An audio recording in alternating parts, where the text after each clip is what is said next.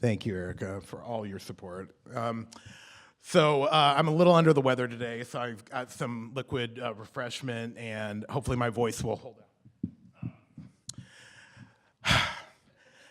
I've always been a firm believer that women can do anything men can do, and I learned this the hard way at the age of 13 when I got my ass kicked on the playground by a girl named Sherry. I've always been a bit different from the other boys, especially where I grew up in Salem, Oregon. Salem, as you might know, is located right along the 45th parallel, halfway between the equator and the North Pole, which is an appropriate location considering everything about Salem is middle of the road. This is not a place where you really want to stand out. And it didn't help that I grew up speaking with a lisp, or that I was obsessed with Wonder Woman instead of Superman, or with Ms. Pac-Man instead of Mr. Pac-Man.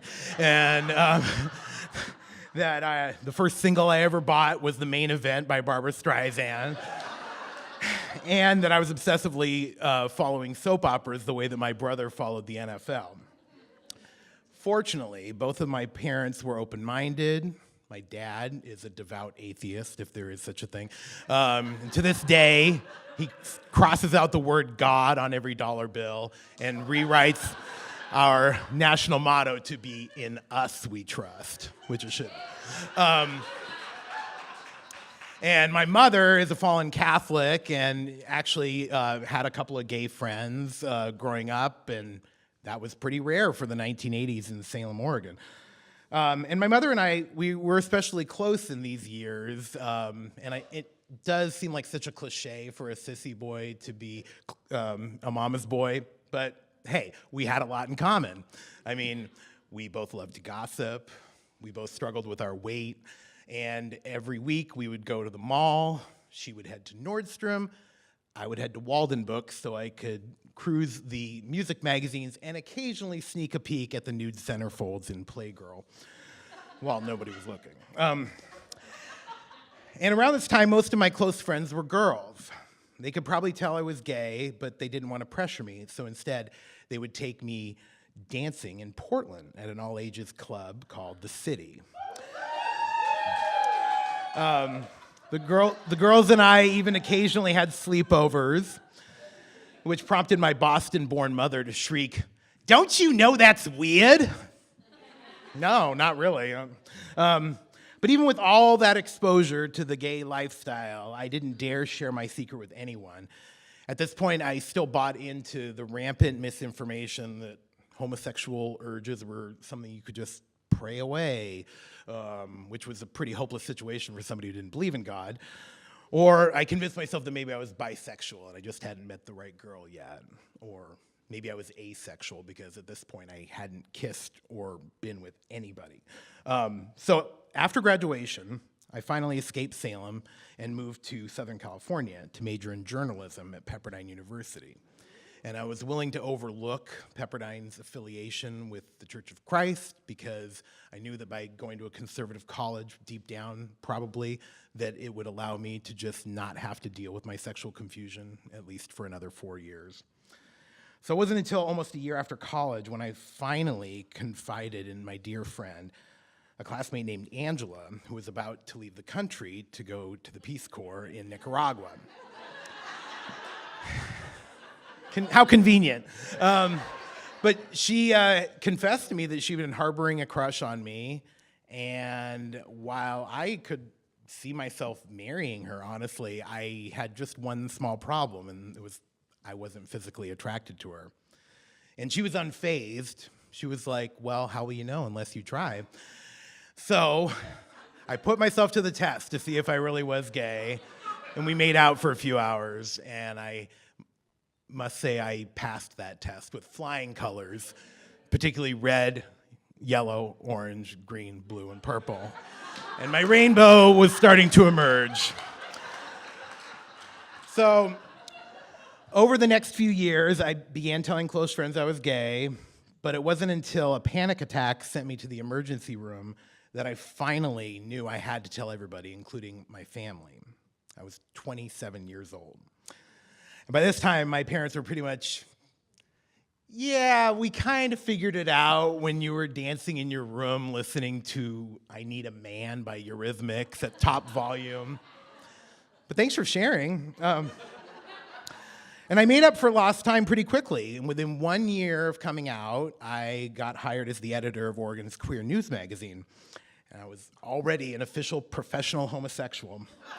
And this was a particularly exciting and sometimes scary time to be reporting on gay rights in Oregon, particularly when I had a front row seat for the downfall of the state's anti-gay organization, the Oregon Citizens Alliance, which you may remember. The OCA was very powerful. In 1992, they nearly amended the Oregon Constitution to declare homosexuality as perverse. And I came on board about 10 years after that ugly campaign, and at this point, the organization was running on fumes.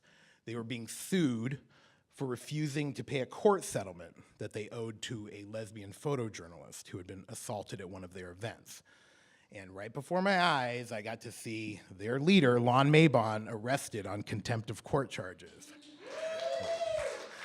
But I quickly saw how the mainstream media normalizes hate groups, and right after his arrest, his wife, Bonnie, went before television cameras, and the presumably straight reporters were just lobbing all these softball questions at her and not recognizing the real issue, which is they refused to pay back this lesbian because she was a lesbian. And so I, at this point, with my Wonder Woman obsession in mind, I just wished I had a magic lasso I could wrap around her and just force her to tell the truth. But I remember stepping forward and just sticking out my tape recorder, and my hand was trembling, and I just cut to the chase. I said, "How does it feel to be brought down by a lesbian?" So, if looks could kill, I'd be dead right now. But she dodged the question, and it was awkward. But a few years later, I saw how quickly my state was able to evolve without the Oregon Citizens Alliance to worry about, and 4 women serving on the Multnomah County Commission made the bold decision to go rogue, and they decided that their interpretation of the Oregon Constitution was that it left them with no choice but to give out marriage licenses to everybody.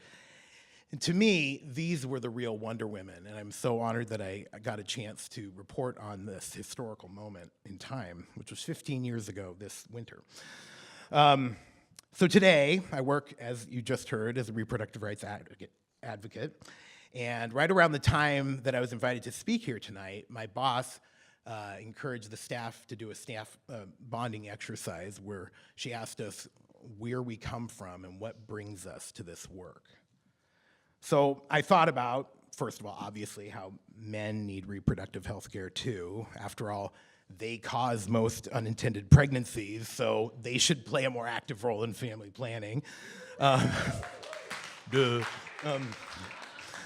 I also thought about how a lack of reproductive freedom had a direct impact on my family.